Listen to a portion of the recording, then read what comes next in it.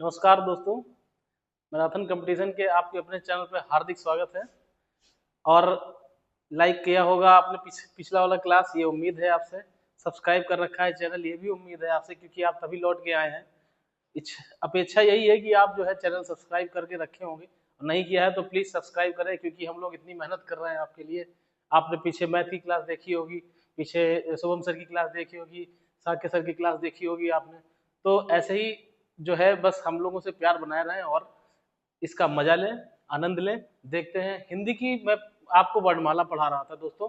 तो वर्णमाला में आपने विगत 2 क्लासेस आपने देखी, जिसमें मैंने आपको 3 क्लासेस देख चुके हैं आप, जिसमें मैंने आपको वर्णमाला के लिए स्वर पढ़ाए, व्यंजन पढ़ाए, और सबसे पहली क्लास में आपको सूक्ष्म परिचय दिया था।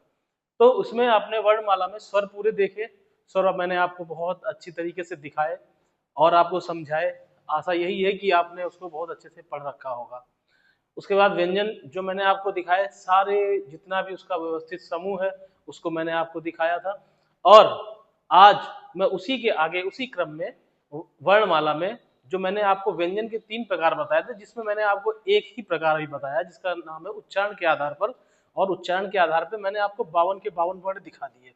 अब जो है, अब मैं जो 2 और आपके लिए लिखे हुए थे, जो उसमें दूसरा नंबर था प्राण के आधार पर, और जो तीसरा नंबर था वो था घोष के आधार पर, आज वो हम देखेंगे वर्णमाला में, और उसको हम समझेंगे, जानेंगे। और बच्चों, इस पे बहुत ही आपको ध्यान देने की जरूरत है, क्योंकि ये ऐसे क्वेश्चन होते हैं जो सिर्फ छोटे से होते हैं, दिखते हैं प्राण है, घोष है, ये सब जैसे क्वेश्चन पूछता है ना, पेपर में आते हैं आपके, तो आप लोग क्या होता है, कंफ्यूज हो जाते हैं।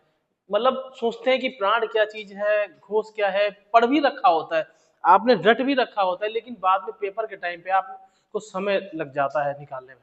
तो उस समय को दूर करना है, कैसे उस समय को मतलब खत्म करना है कि आपका वो टाइम ना जाए, और अन्य जो भी आपके जो भी है पोर्शन, उसमें आपका जो है समय इस्तेमाल हो जाए। क्योंकि हिंदी में आप क्वेश्चन देखते ही तुरंत लगाना है आपको, हिंदी में बिल्कुल ही समय जाया नहीं करना है। अगर आपके 30 क्वेश्चन आते हैं, 40 क्वेश्चन आते हैं, 60 क्वेश्चन आते हैं, तो आप बस उसमें जितने क्वेश्चन उसका आधा ही समय आपको लगे। तो ऐसी हमारी इच्छा है, अपेक्षा है आपसे, कि जो है आप ऐसे क्वेश्चन करते करते चले जाएं और हिंदी में मेरिट को ऊपर लेके जाएं। हिंदी आपकी मेरिट बढ़ा देगी, जैसे मैथ होती है, जैसे जैसे आपकी साइंस होती है, वैसे जीएस होती है, वैसे ही आपकी हिंदी भी है। आपको आता है तो एकदम क्लिक करेंगे। तो ये प्राण और घोष क्या चीज है, आइए समझते हैं। मैंने आपको बताया था व्यंजन के प्रकार, जिसमें ये 3 प्रकार बताए थे मैंने आपको, जिसमें पहला था उच्चारण के आधार पर, उच्चारण के आधार पर दूसरा प्राण के आधार पर, प्राण के आधार पर, समझते रहिएगा। और ध्यान दीजिएगा, पिछली क्लासों में मैंने उच्चारण के आधार पर बताया। जो बच्चे नए हैं, नए व्यूअर हैं, वो देख ले जाके, पिछली क्लास में मैंने आपको ये बहुत अच्छे तरीके से समझाया है, और इसको आप एक बार पढ़ लेंगे पिछली क्लास में। मैं उसको आई बटन में आपको लगा दूंगा, पीछे ऊपर क्लास आएगी, और आप उसको देख लीजिएगा, ठीक है। और तीसरा है जो, और जो है हमारा चैनल खोल करके आप देखिए, विजिट करिए, उस पर आपको सारे वीडियोस मिल जाएंगे। घोष के आधार पर बच्चों, ये मैंने आपको बताया था, ये उस दिन लिखा था, जिसमें हमने उच्चारण के आधार पर सारे 52 के 52 वर्ड आपको निकाल के बता दिए थे, जिसमें स्वर 11 थे इसमें, और व्यंजन कितने थे, व्यंजन कितने थे 44, और बाकी जो संयुक्ताक्षर और द्विगुण और अयोगवा, ठीक, ये चीजें हैं। इसके बाद हम अभी आपको वो भी बताएंगे कि कितने वर्ण कितने होते हैं, वर्णमाला में कितने होते हैं, भाषा में कितने होते हैं, ये भी चीजें हम आगे वाली क्लास में आपको बताएंगे। फिलहाल में हम प्राण के आधार पर समझते हैं बच्चों। प्राण के आधार पर क्या होता है, दूसरी स्लाइड ले लेते हैं।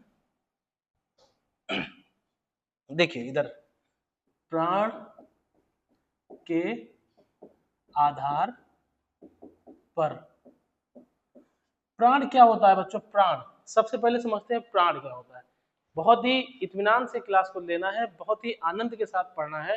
मैं आपसे हमेशा कहता हूं कि जितना हिंदी में आप इंजॉय करके आनंद करके पढ़ेंगे उतना ही आपको आनंद आएगा। तो हिंदी में प्राण क्या होता है, प्राण क्या होती है, आपको सुना होगा प्राण, लोग कहते हैं प्राण चले गए, जैसे किसी की अकस्मात मृत्यु हो जाए या कुछ ऐसा हो, चमत्कार हो जाए, मतलब चली गई और फिर एकदम से आ गई, तो ये सब क्या, जो आ गया चला गया, ये क्या है, ये प्राण है। अच्छा, प्राण को आप ऐसे समझते हैं कि अंदर आत्मा है हमारी, वही हमारे प्राण है, लेकिन नहीं बच्चों। अच्छा, एक चीज और, प्राण हमारे शरीर में अंदर बसते हैं या बाहर बसते हैं, यहीं पे आपको सही करना है कि प्राण जो हमारे शरीर के अंदर नहीं, प्राण हमारे शरीर के बाहर बसते हैं। कैसे, वो मैं आपको इसमें दिखाऊंगा कैसे प्राण हमारे शरीर के बाहर कैसे बसते हैं। जैसे मैंने कहा प्राण कुछ नहीं है, प्राण कुछ नहीं है, क्या है, क्या है, वायु, क्या है, ऑक्सीजन, क्या है, ऑक्सीजन, क्या है, ऑक्सीजन।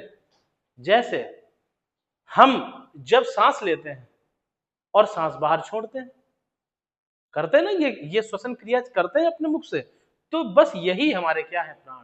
अगर ऑक्सीजन खत्म हो जाए, आप बताइए एक क्षण भी रुक सकते हैं इस संसार में, नहीं रुक सकते। क्यों? क्योंकि ऑक्सीजन जो वायु है वही हमारी एक्चुअल प्राण है। तो उसी प्राण, उसी वायु के आधार पर कुछ वर्णों को निर्धारित किया गया है, वो हम देखते हैं कि ये है क्या चीज। ठीक है बच्चों, तो प्राण क्या होता है, अब इसकी परिभाषा भी थोड़े से अच्छे देख लेते हैं। जब हम किन्हीं वर्णों का उच्चारण करते हैं, जब किन्हीं वर्णों का हम उच्चारण करते हैं तो क्या होता है, मुख से वायु निकलती है। क्या निकलती है, वायु निकलती है, श्वसन क्रिया होती है।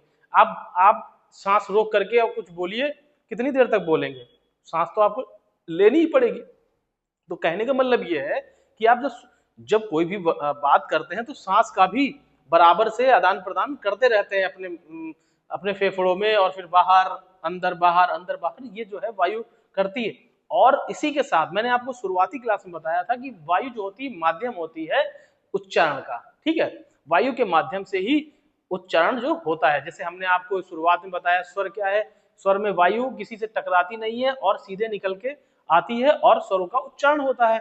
व्यंजन में क्या होता है, व्यंजन में वायु जो होती है किसी ना किसी मुख में किसी भाग से टकराती है, जैसे मैंने स्पर्शी बताया, अंतस्थी बताए, है ना, और संघर्षी बताए। तो संघर्ष कर रहे हैं तब भी जो है टकरा रही है वायु, अंतस्थी में वायु टकरा रही है, और स्पर्शी में तो पूरे स्पर्श करते हुए जा रही है। पांचों अवस्थाएं मैंने आपको बताई।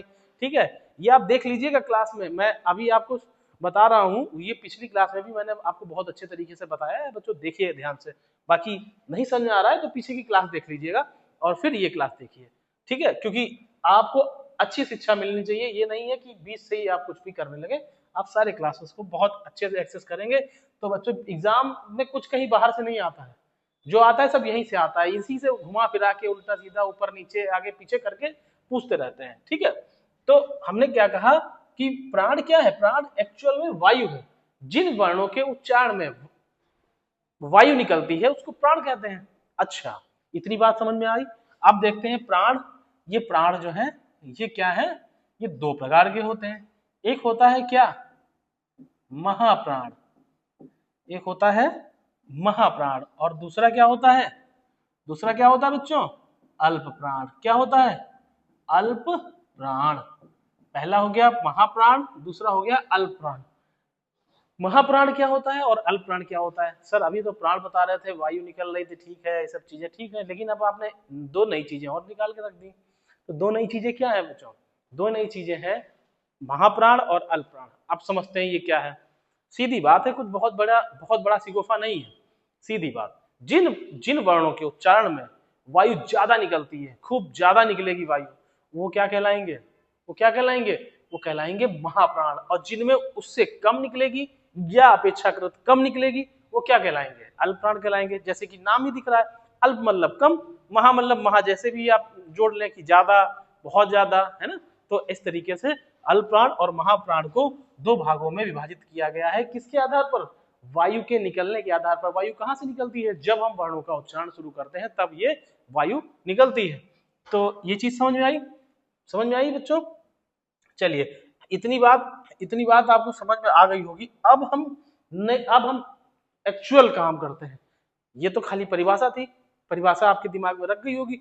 अब प्रैक्टिकली इसको निकालते हैं। प्रैक्टिकली निकालेंगे तो ये समझ लीजिए कि पेपर में कहीं जाना ही नहीं है, आप कहेंगे सर ये है सर, और महसूस करके, मतलब पूरा प्रैक्टिकली, कुछ नहीं किताब का, सिंपल सी बात।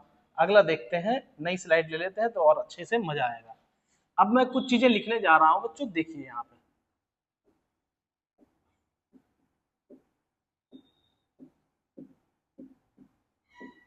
आशा करता हूं दिख रहा होगा आपको।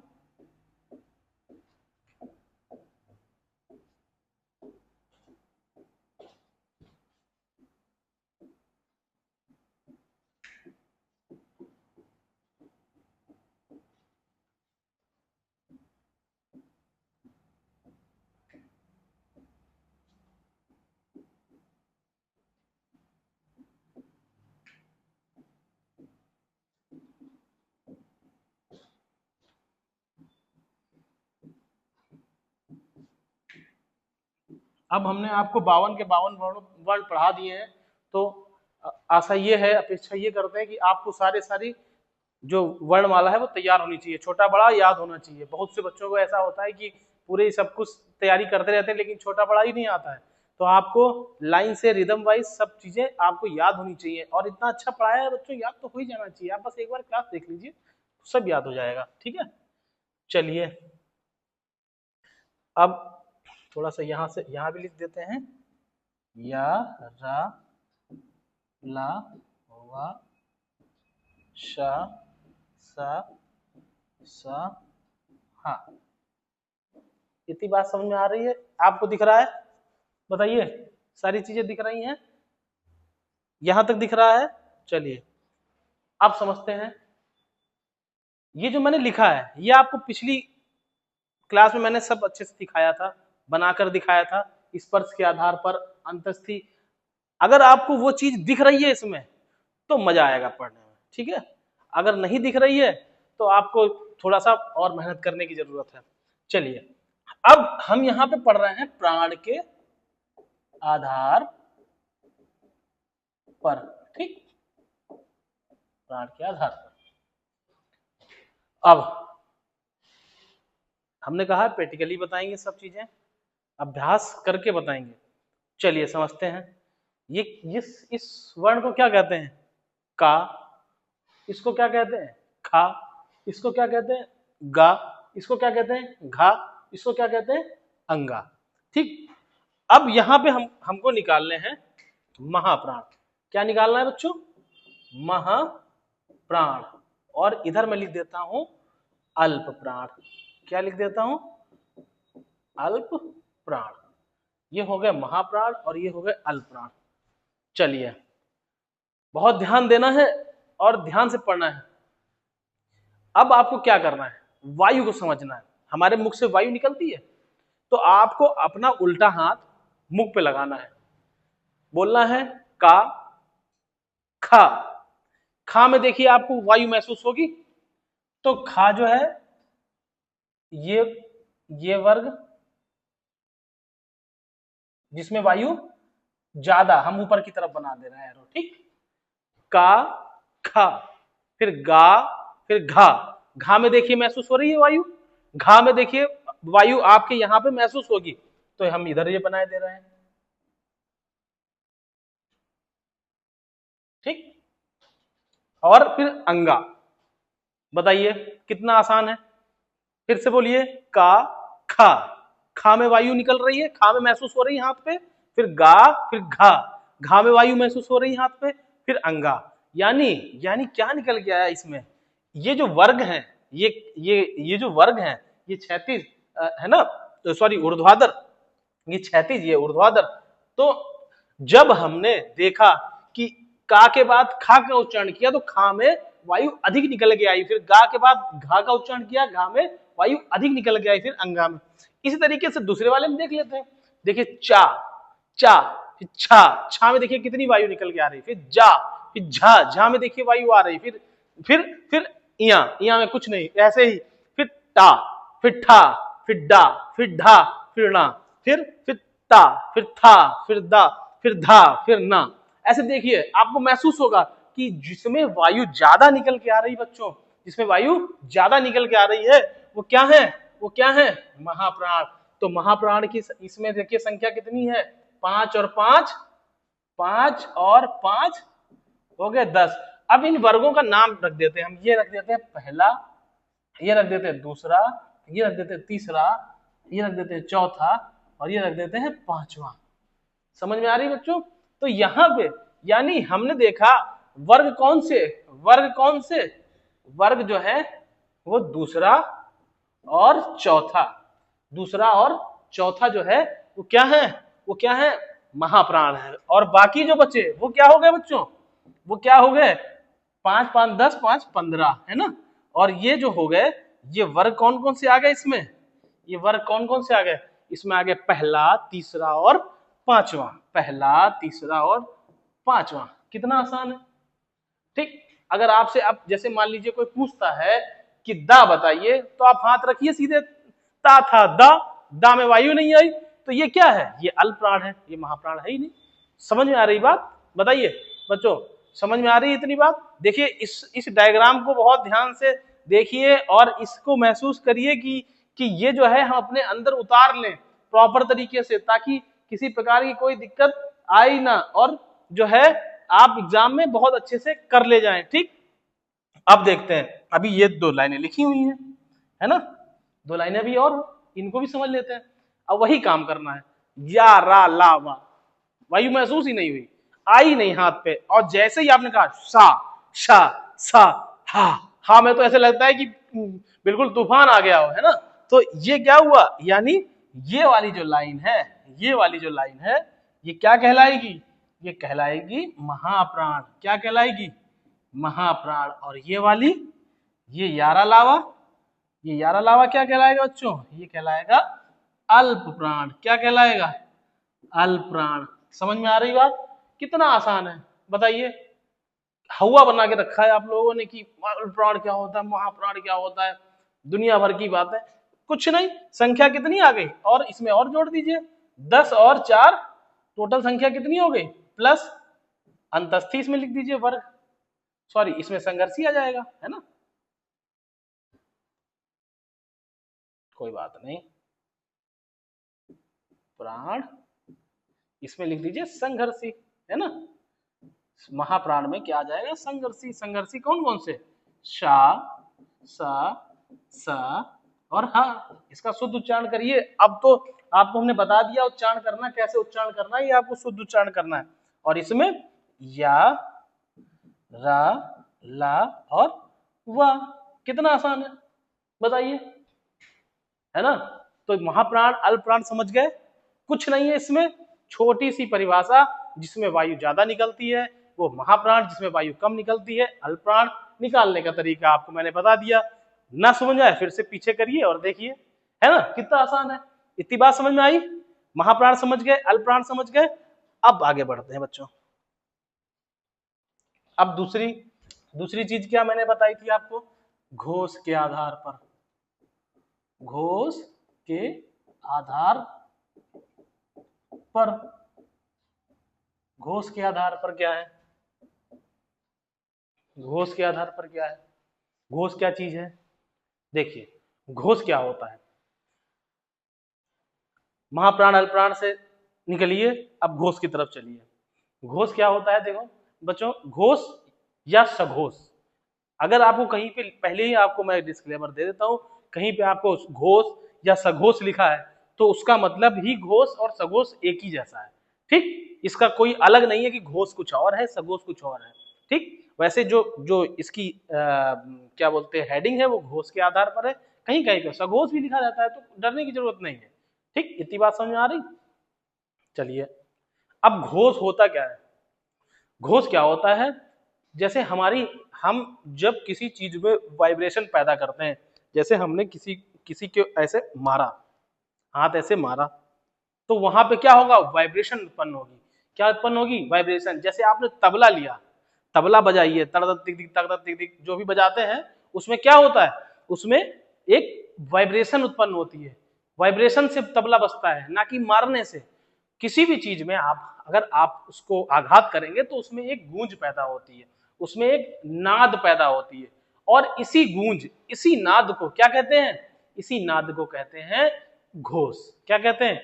घोष। यानी घोष क्या होता है? एक प्रकार का वाइब्रेशन, एक प्रकार की गूंज। जब इन वर्णों के उच्चारण को हम संपन्न करते हैं तब एक प्रकार की गूंज पैदा होती है और इसी गूंज को घोष कहते हैं बच्चों। और घोष या गूंज दो तरह की होती है, कम हो सकती है, ज्यादा हो सकती है, या कह लो गूंज होगी नहीं और गूंज होगी, दोनों बातें हैं। अगर जिसमें गूंज है या गूंज ज्यादा है वो क्या कहलाएंगे? वो सघोष कहलाएंगे। और जिसमें गूंज नहीं है या गूंज बहुत कम मात्रा में है वो क्या कहलाएंगे? वो अघोष कहलाएंगे। आ मतलब नहीं, घोष मतलब वाइब्रेशन या नाद। नाद ही वाइब्रेशन, नाद दोनों बातें की है। घोष, गूंज या नाद कुछ भी कह लीजिए। जैसे कहते हैं अनहद नाद बजा दे, तो अनहद नाद जो है, नाद एक गूंज, अनहद एक प्रकार की गूंज होती है ना। उसी तरीके से नाद जो होती है एक तरीके से वाइब्रेशन होती है और उस वाइब्रेशन को हम इन वर्णों में भी महसूस करते हैं, क्योंकि शुरुआत ही यही है। जब आप किसी गायन में इस्तेमाल करेंगे तो वाइब्रेशन पैदा करेंगे। बिना वाइब्रेशन के, बिना गूंज के आप गाना गा ही नहीं सकते बच्चों। आप कोई अच्छा छंद तैयार ही नहीं कर सकते बिना गूंज के। ठीक है, छंद बहुत अच्छा टॉपिक है बच्चों, आगे आएगा और बहुत ही मजा आएगा, है ना। तो उसके लिए आपको बने रहना है और चैनल को सब्सक्राइब करना है। क्या करना है? सब्सक्राइब, और वीडियो जो है लाइक कर दीजिए। ठीक, अच्छा सा प्यारा सा एक कमेंट प्यारा सा डालिए कि सर बहुत अच्छा लग रहा है, और अच्छा नहीं भी लग रहा हो तो भी कमेंट करें। ठीक है, जैसे आपकी श्रद्धा, श्रद्धानुसार सारे कार्य होंगे। ठीक है, चलिए आपको ये चीज पता चली घोष और सघोष में क्या अंतर है? सघोष, सघोष और अघोष। ठीक, जिसमें गूंज, गूंज, गूंज क्या हो? ज्यादा हो, और जिसमें कम हो। ठीक, जिसमें ज्यादा और जिसमें कम, ये क्या कहलाएंगे? ये क्या कहलाएंगे? ये घोष और सघोष या अघोष कहलाएंगे। इतनी बात समझ में आ गई? ये परिभाषा समझ में आई? फिर से बता दें, फिर से बता देते हैं। जैसे जब हिंदी के वर्णों का उच्चारण करते हैं तब एक तरीके की गूंज, एक तरीके का वाइब्रेशन पैदा होता है। और ये वाइब्रेशन क्या होता है? ये गूंज क्या होती है? किन्हीं किन्हीं वर्णों में ज्यादा होती है, किन्हीं वर्णों में कम होती है। जिन वर्णों में ज्यादा गूंज पैदा होती है वो क्या कहलाते हैं? वो सघोष कहलाते हैं। और जिन वर्णों में गूंज कम पैदा होती है या ना के बराबर होती है या नहीं होती है वो क्या कहलाते हैं? वो अघोष कहलाते हैं। इतनी बात समझ में आ गई? ठीक है बच्चों, अब चलिए अब इसका बनाते हैं प्यारा सा डायग्राम। ठीक, अब मैं यहाँ पे पूरी की पूरी वर्णमाला लिखने जा रहा हूं।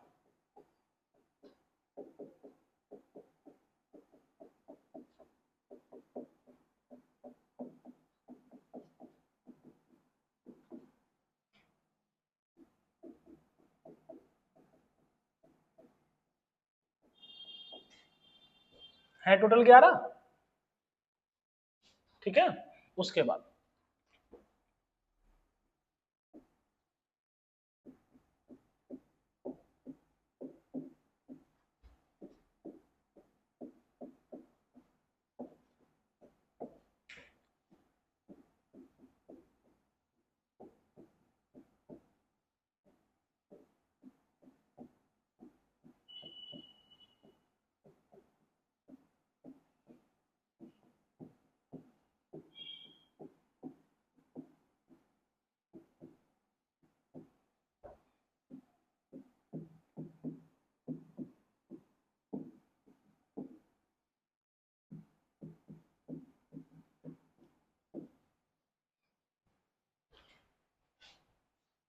ठीक है, ये आपके क्या हो गए?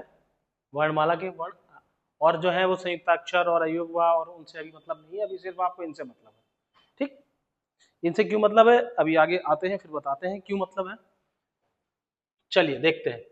अब हमने कहा जिन जिन वर्णों के, जिन वर्णों में गूंज ज्यादा उत्पन्न होती है वो क्या कहलाते हैं? वो सघोष कहलाते हैं। और जिन वर्णों में गूंज कम होती है उसको क्या कहते हैं? वो अघोष कहलाते हैं। अब देखिए यहीं से कार्यक्रम होगा स्टार्ट, प्रैक्टिकली वाली बात, क्योंकि मैं प्रैक्टिकल करके बता रहा हूं तो ये भी प्रैक्टिकल करके ही निकलेगा। इसका जो तरीका है वो एकदम शुद्ध तरीका आपको सिर्फ और सिर्फ हमारे यूट्यूब चैनल पर मिलेगा, मैराथन कंपटीशन क्लासेस में। कहाँ मिलेगा? मैराथन कंपटीशन क्लासेस पे। चलिए देखते हैं। अब हमने कहा जिन जिन वर्णों के उच्चारण में क्या है, गूंज ज्यादा पैदा हो रही है उनको सघोष, और जिन में कम पैदा हो रही है उनको अघोष। अब देखते हैं कैसे। कुछ नहीं करना है, आपको गूंज मालूम करनी है। तो गूंज के लिए आपको अपनी कहां पे, यहां पे, कहां पर, गले पर, गर्दन और गले के बीच के हिस्से को जिसको कंठ बोलते हैं उस पे आपको क्या रखना है, अपना उल्टा हाथ रखना है, क्योंकि सेंसिटिव पार्ट ये होता है बच्चों। जैसे टीचर पहले के क्या थे, अब तो बच्चे मार खाते नहीं है, लेकिन पहले क्या थे, यहाँ तो मारते थे, लेकिन जब ज्यादा चोट, ज्यादा आघात देना होता तो कहाँ मारते थे, यहाँ। उल्टा हाथ करो, फिर यहाँ पे पड़ती थी, तब ज्यादा महसूस होता था, तब बच्चे काम करके लाते थे। आजकल के बच्चों को तो कोई छू भी नहीं सकता है ना। तो ये वाला पोर्शन आप अपने कहाँ रखें, कंठ पर, और हाथ एकदम बिल्कुल 90 डिग्री पर। अब महसूस करिए, का, खा, गा, घा, अंगा, का खा में देखिए वाइब्रेशन बहुत माइन्यूट सा, जैसे ही आप गा पे जाएंगे एकदम हिल जाएगा हाथ आपका। का खा गा, जैसे ही गा कहेंगे पूरी कंठ जो है ऊपर से नीचे तक हिल जाएगी। यही व्यवस्थित क्रम मैं आपको शुरुआत में मैंने आपको बताया कि मोतियों की माला बनाई गई है, तो छोटे कहीं बड़े नहीं रखे गए, एकदम व्यवस्थित समूह में रखा गया है। कितने देखिए, यहीं से आप देखिए कि हिंदी कितनी मजेदार है। आप देखिए का खा तक तो नॉर्मल है, लेकिन जैसे ही गा में गए, जैसे ही घा में गए, अंगा में तो एकदम बिल्कुल गूंज के आया है ना। तो का खा, इसको नंबर डाल देते हैं, पहला, दूसरा, तीसरा, चौथा, पांचवा, है ना बच्चों। यहां लिख देते हैं हम, यहां लिख देते हैं सघोष और अघोष। ठीक, पहला दूसरा में वाइब्रेशन महसूस नहीं हुई। फिर गा घा अंगा, उसके बाद आप चा छा में महसूस कर लेते हैं। देखिए चा छा जा, जैसे ही जा बोलेंगे आप देखिए वाइब्रेशन एकदम से उठा। तो इसका मतलब क्या समझ में आ रहा है कि ये जो ऊर्ध्वाधर वाला ग्रुप है, इसमें इधर वाले जितने भी हैं वो तीसरा, चौथा और पांचवा, उसमें गूंज बहुत ज्यादा है। ना हो आप महसूस करके पा में देख लीजिए, पा फा बा बोलेंगे एकदम वाइब्रेशन खींच के आएगा। तो कहने का मतलब क्या है कि पा फा बा भा मा, ये जो तीन ग्रुप है, ये जो तीन ग्रुप है, तीन वर्ग है, ये क्या कहलाए बच्चों, ये क्या कहलाए, ये कहलाए सघोष। क्या कहलाए, सघोष। और ये वाले जो ग्रुप हैं, ये जो ग्रुप है, ये जो ग्रुप है, ये क्या कहलाए, ये कहलाए अघोष। इसमें बहुत कम या फिर ना के बराबर। ठीक ठीक, समझ में आई बात, समझ में आ रहा है, समझ में आ रहा है तो फिर और आगे देखिए, आनंद लीजिए। उसके बाद यार अलावा, अब यार अलावा बोलिए। जैसे या बोलेंगे, या में इतना वाइब्रेशन है क्योंकि अंदर से आ रहा, अंतस्थी बोलते हैं इसको, अंदर से जो चीज आएगी पूरे में हिलाते हुए, हिलोरे मारते हुए आएगी, या रा ला वा। और इसका एक कारण और भी है, ये क्या है, अर्धस्वर है। और अर्धस्वर स्वर जो होते हैं वो जानते हैं आप, कहीं टकराते हैं नहीं और सीधे उड़ते हुए चले आते हैं ऊपर की ओर। लेकिन ये आधे स्वर हैं, आधे व्यंजन है, तो क्या हुआ, तो इसमें वाइब्रेशन अच्छा खासा है, मतलब भर का है। तो यार अलावा ये भी क्या हो गए बच्चों, ये वर्ग का तीसरा, चौथा, पांचवा, या रा ला और वा, ये क्या हो गए, क्या हो गए, ये हो गए सघोष। और बाकी बचे ये हो गए आपके सघोष, है ना। बाकी बचे शा शा शा और हा। अब जरा शा शा शा बोलिए, फिर हा बोलिए। देखिए तीनों में अंतर दिखेगा। देखिए कोई किताब नहीं देखनी है, बिल्कुल भी, जो है सब साक्षात स्वयंभू सामने है। ठीक, तो बोलिए सा शा सा, फिर हा, और हा बोलेंगे वैसे ही वाइब्रेशन एकदम खींच के आएगा। तो इसका मतलब ये जो हा है, ये हा है, ये किस में चला गया, ये चला गया सघोष में। और ये किस में चले गए, ये चले गए अघोष में। इसमें चले गए अघोष में। अब देखिए यहाँ पे बनी क्या, अघोष का क्या बना, पहला, दूसरा, शा सा और सा। तो इसमें टोटल संख्या कितनी होगी, 10, 5 और 5 10 और 3 संख्या कितनी हो गई, 13। इसमें देखते हैं 3 4 5, यानी ये संख्या हो गई 15, और प्लस ये 4, और ये स्वर जो ऊपर लिखे आ ई उ, इसमें भी अच्छा खासा वाइब्रेशन है, इसलिए इनको भी किसमें रखा गया, इनको भी किसमें रखा गया बच्चों, इसको भी रखा गया किसमें, सघोष में। टोटल संख्या कितनी बनी, 31। समझ में आई बात। तो अब आपसे क्वेश्चन कई तरीके से पूछता है। क्वेश्चन पूछता है सघोष की संख्या बताइए, तो सघोष की संख्या है 31। अघोष की संख्या बताइए 13। सघोष में कौन से वर्ग होते हैं, तीसरा, चौथा, पांचवा, 11 लावा, और जो स्वर हैं वो स्वर कौन से, 11 स्वर है ना, स्वर। समझ में आ रही बात, बताइए, मजा आ रहा है ना, मजा आ रहा है। चलिए, मजा आ रहा है तो बहुत अच्छी बात, दोस्तों को भी शेयर कर दीजिए अगर आनंद आ रहा है तो कहने का मतलब ये हुआ, जो व्यंजन की जो बात थी, जो सघोष और जो अघोष में है, वो बहुत ज्यादा क्वेश्चन में आपको डिस्टर्ब करता है। तो ये डिस्टर्बेंस दूर करने के लिए आपको ये क्लास देखनी होगी। और आपने विश्वास मानिए, एक बार आपने प्रैक्टिस कर ली है तो आपके हाथ से तो क्वेश्चन जाने लगे नहीं है। और वर्णमाला से किसी किसी पेपर में कम से कम 4 से 5 से 6 से 7 तक क्वेश्चन आ जाते हैं, 7 तक क्वेश्चन देखे गए हैं। अब आप अंदाजा लगा लीजिए कि वर्णमाला कितनी ज्यादा इंपॉर्टेंट है हमारे एग्जाम के लिए। तो ये जो है, इन सबसे क्वेश्चन बाहर नहीं जाना है। और अगर आपको ये तरीका पता है निकालने का, अब आपसे कोई भी पूछेगा क्वेश्चन कि इसमें से सघोष बताइए, तो सघोष जैसे हमने कहा डा है, तो डा क्या है, तो आप कहोगे तुरंत क्या कहोगे, डा। तीसरा, अगर आप नहीं भी निकाल पा रहे तो सीधे ये बोलो टा ठा डा, डा में वाइब्रेशन मिला, तुरंत हमने टिक कर दिया। जब हमको पता है निकालना, जब हमको पता है सब चीजें कि भगवान कहाँ मिलेंगे, तो हम सीधे वहीं तक पहुंचेंगे ना, घूम फिर के कहाँ जाना है हमको। हमको पता है कोई मंदिर फलानी जगह पड़ता है, तो हम क्यों पूछ पूछ के जाएं, हमें पता है ना रास्ता, हम चले जाएंगे। तो वही रास्ता है, आपको मैंने दिखा दिया है, आपकी मंजिल सामने है और बेधड़क बिल्कुल गाड़ी दौड़ा देनी है और अपने अपने गंतव्य तक पहुंच जाना है ना। ये चीज हो गई क्या, अघोष। अब चलते हैं कुछ चीजें जो हम आपको क्वेश्चन आपको बताते हैं। अब जो है आपको शुरुआत से लेके ये व्यंजन जो है, व्यंजन आपका समाप्त हो गया।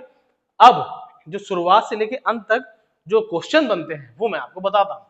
जैसे जैसे क्वेश्चन बनता है, मूल स्वर कितने हैं, मूल स्वर कितने हैं। अब पूछेगा किस में, तो पहले हम बताते हैं हिंदी में कितने हैं।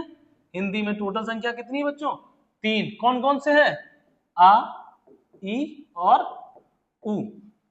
फिर क्वेश्चन पूछता है संस्कृत में बताइए, संस्कृत में संस्कृत में कितने हैं, तो है 5। कौन कौन से, आ, ई, उ और आई यू री, और सॉरी री और ली पहले लिख दिया था मैंने, कोई नहीं। आ, ई, उ और री, ये कितने हो गए, 5। समझ में आ गई बात। उसके बाद फिर आपसे पूछता है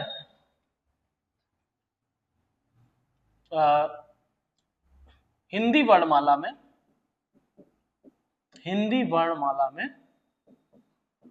में कुल स्वर कितने हैं बच्चों, संख्या क्या है, 11। मैंने आपको करके दिखाया था, बिल्कुल कंफ्यूज नहीं होना है।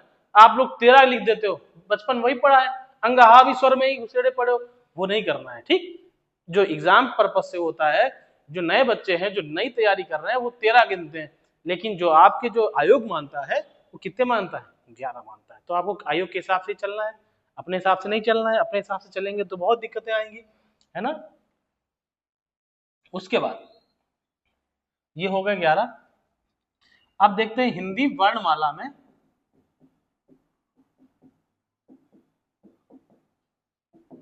कुल वर्ण कितने हैं बच्चों, कुल वर्ण कितने हैं हिंदी वर्णमाला में, कितने, 52। गलत, कितने हैं, 44। कैसे हैं देखिए, स्वर की संख्या कितनी है, 11, और व्यंजनों की संख्या कितनी है, 33। क्यों, हिंदी वर्णमाला में जो शुरुआत में जो हमारी वर्णमाला निकली थी उसमें टोटल जो स्वर माने जाते हैं वो 11 और जो व्यंजन माने जाते हैं वो 33। कैसे, 25 वो और 11 लावा और शा हा, यानी टोटल 33। इतनी बात। तो कहते हैं सर 52 कैसे होते हैं। अब आपने जो 52 लिखा है, अब देखो वो भी दिखाते हैं। हमने कहा हिंदी भाषा में कुल वर्णों की संख्या, तब ये निकल के आएगी 52। यही सबसे ज्यादा आपको ध्यान देने योग्य है कि आप जो है क्वेश्चन कहीं कुछ और पूछा है, लगा कुछ और रहे हो।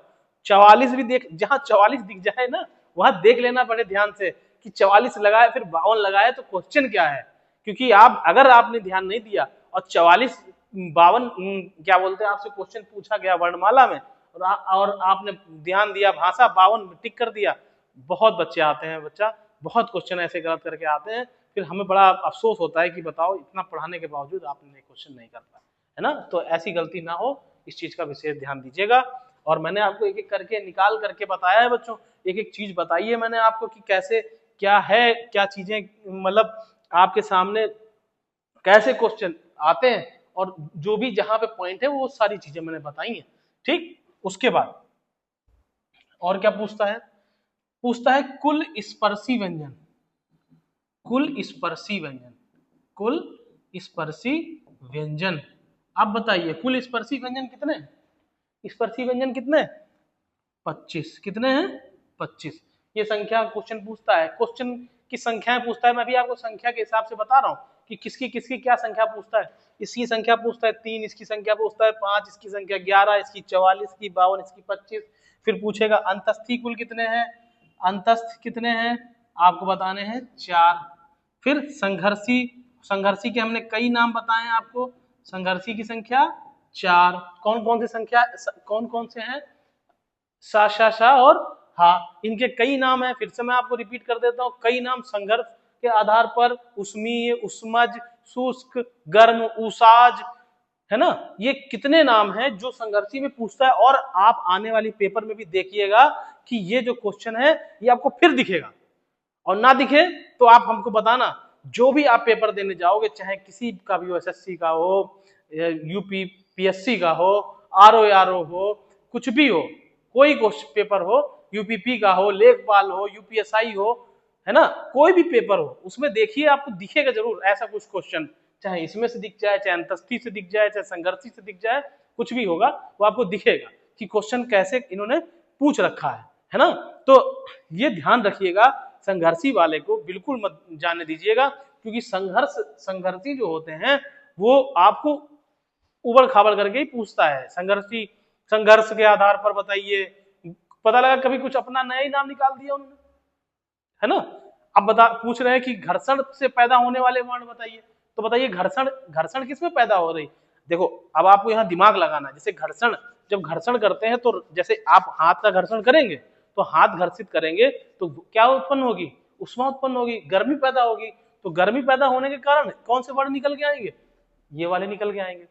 अच्छा इनके बारे में एक और चीज बताता हूं मैं, ये जो सा शा शा हा है, ये इतने खतरनाक वर्ण है दोस्तों कि अगर आप इनका उच्चारण करेंगे तो ये समझ लीजिए कि आप सा सा हा बोलते बोलते आप 15 से 20 मिनट में आपके शरीर की सारी उष्मा खत्म हो जाएगी और आप परलोक की तरफ रवाना हो जाएंगे।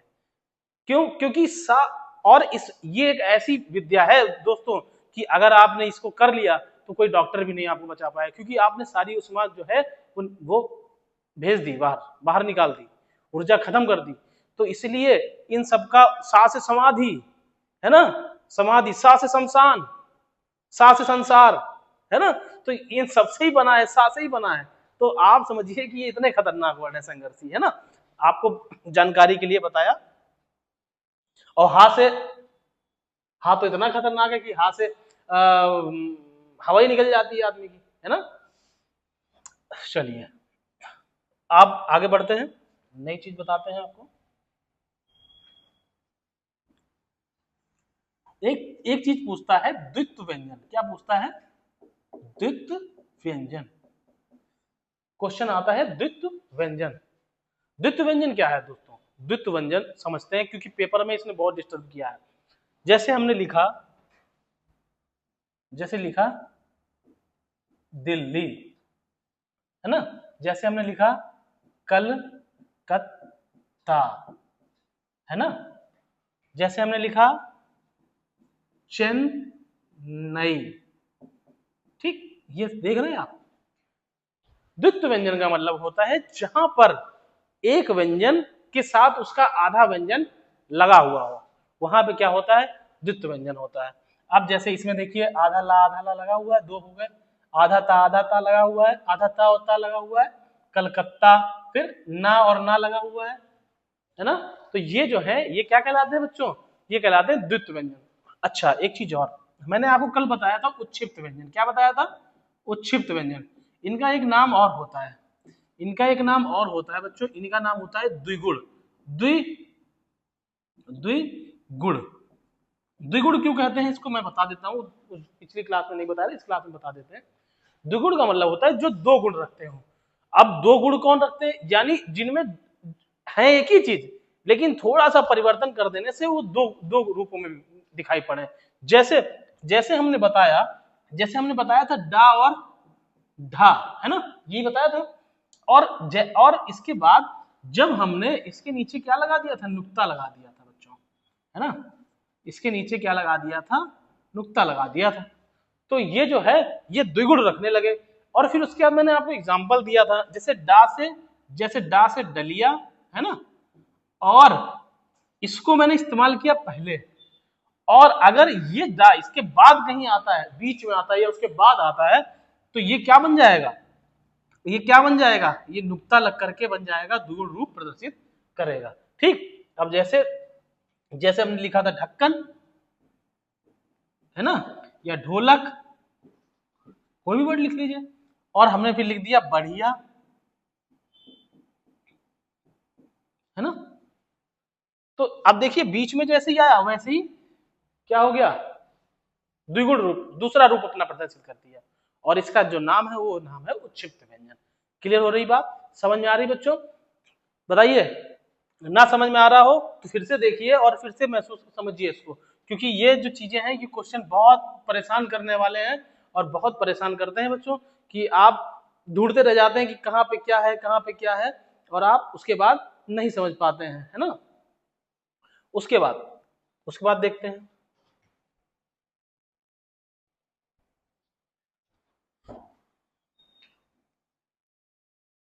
अब देखते हैं हिंदी में अयोगवाह।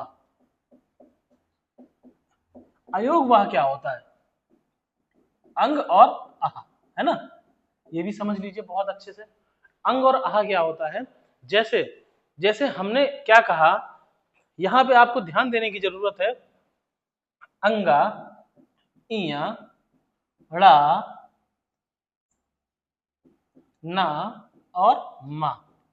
बहुत बहुत इंपॉर्टेंट बहुत इंपॉर्टेंट बात आपको बताने जा रहा हूं बच्चों, क्योंकि ये चीजें जो है अधिकतर लोग मिस कर जाते हैं, लेकिन आपके लिए बहुत इंपॉर्टेंट है। अब मैंने यहां लिख दिया का, चा, टा, ता और पा, खा, गा, घा, अंगा, चा, छा, जा, झा, इया, टा, ठा, डा, ढा, ड़ा, ता, था, दा, धा, ना, पा, फा, बा, भा और मा। देखिए ये जो चीजें हैं इसका सूक्ष्म रूप समझिए अंग है। क्या है, अंग है। चाहे चंद्रबिंदी लगाइए, चाहे इनको लिखिए, जैसे जैसे देखिए बहुत इंपॉर्टेंट बात है। और ये कैसे इस्तेमाल होंगे, ऐसे नहीं इस्तेमाल होंगे, इनका भी बहुत नियम होता है, उस हिसाब से इस्तेमाल होते हैं। जैसे जैसे हम लिख दे, हमने लिखा बंदर, क्या लिखा, बंदर, और हमने ऐसे लिख दिया बंदर।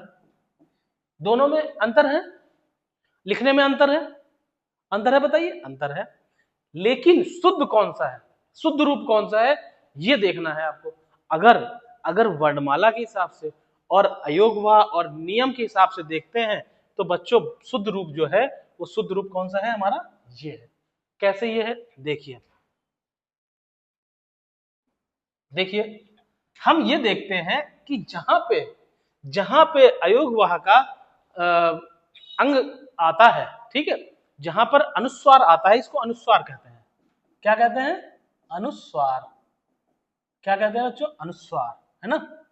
जहां अनुस्वार आता है वहां पर हम देखते हैं वो किस वर्ग का है, उस जिसमें अनुस्वार लगा होता है उसमें देखते हैं वो किस वर्ग का है और उस वर्ग में उसका पंचमाक्षर इस्तेमाल कर देते हैं। जैसे हमने देखा, हमने लिखा बदर, ठीक, अब हमें बंदर लिखना है तो हमने देखा ना जो है वो दा में आ रहा है। किस में आ रहा है? दा में आ रहा है। अब दा का पंचमाक्षर देखते हैं तो हमने देखा इसमें दा ये दिखा। अब दा का पांचवा अक्षर क्या है? ना है। क्या है? ना है। तो हम यहां पर बंदर लिख सकते हैं। और अगर आपको ना नहीं लगाना है तो आप अनुस्वार सीधे अंकी बिंदी लगा दीजिए, है ना। तो दोनों रूप शुद्ध हैं, लेकिन विशिष्ट रूप से शुद्ध क्या है? तो ये है, ठीक है। बाकी आपको और भी देखने हो, जैसे हमने कहा सम्मान, सम्मान कहीं कहीं ऐसे लिखा रहता है, लिखा रहता है। और बाकी अधिकतर आपने देखा होगा सम्मान ऐसे लिखा रहता है, सम्मान। अंकी बिंदी का भी देखिए, सम अंकी बिंदी आ रही, अनुस्वार आ रहा है, और सम्मान। बताइए सही है। अब देखिए मां का, अब मां ये है, देखिए मां ये है, अनुस्वार आ रहा है, तो मां का पंचमाक्षर कौन है? माई है, तो सम्मान ऐसे लिख दिएगा। बताइए कितना आसान है।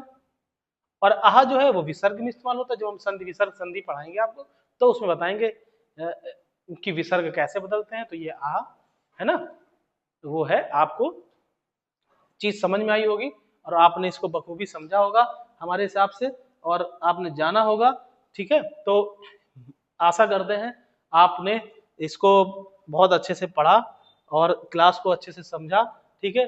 और मेरी उम्मीद यही है कि आप जो है मेहनत से पढ़ रहे होंगे और घर वालों का के लिए एक गोल सेट करिए कि हाँ हमको उनको वहां तक पहुंचाना है, उनके लिए वहां तक जाना है। तो उसके लिए आपको मेहनत करनी है और सारी क्लासेस को एक्सेस करते रहिए और मेहनत करिए, क्योंकि मेहनत के अलावा और कोई दूसरा ऑप्शन नहीं है। आप दूसरा कोई शॉर्टकट नहीं लगा सकते, सिर्फ यही एक शॉर्टकट है कि आप बस लॉन्ग तरीके से पढ़ते चले चलिए, किसी ना किसी दिन आपको आपकी मंजिल अवश्य मिल जाएगी। और बच्चों ठीक है, और ध्यान ये रखिए कि हमारा चैनल सब्सक्राइब जरूर करिए, क्योंकि मजा तो तभी आएगा यार जब तुम हमें नंबर दोगे। भाई हमें भी तो नंबर चाहिए, पढ़ाने के नंबर चाहिए, और पढ़ाने के नंबर किससे मिलेंगे? आपके सब्सक्रिप्शन से। तो प्लीज इतना सा मेहर करें और हमें सब्सक्राइब करें, और चैनल को सब्सक्राइब करते रहिए और लाइक करते रहिए वीडियो को। वीडियो आपके लिए सेवा में लगे हुए हैं हम लोग और उसी में चल रहे हैं, ठीक है। Thank you class, thank you so much.